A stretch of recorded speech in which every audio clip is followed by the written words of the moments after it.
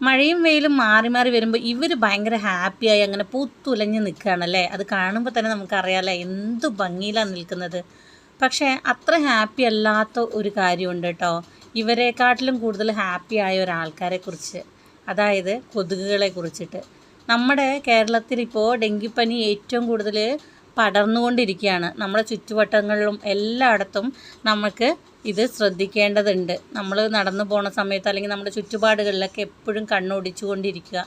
അവിടെ ഒരു ചെറിയ വെള്ളം കെട്ടി നിൽക്കുന്ന ഏതെങ്കിലും സ്ഥലം ഉണ്ടോ എന്ന് നോക്കിയിട്ട് അത് ഇല്ലാതാക്കണം.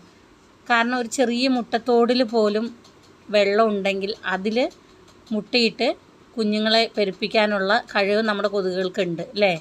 അപ്പം നമ്മൾ സൂക്ഷിച്ചാൽ നമ്മളും അതുമൂലം നമ്മുടെ ചുറ്റുവട്ടത്തുള്ളവരും ഒക്കെ രക്ഷപ്പെടും. ഡെങ്കിപ്പനിയൊക്കെ വന്നു കഴിഞ്ഞാൽ അറിയാമല്ലോ, ഹോസ്പിറ്റൽ ചിലവുകൾ തന്നെ ഒത്തിരി കൂടുതലായിരിക്കും. അപ്പോൾ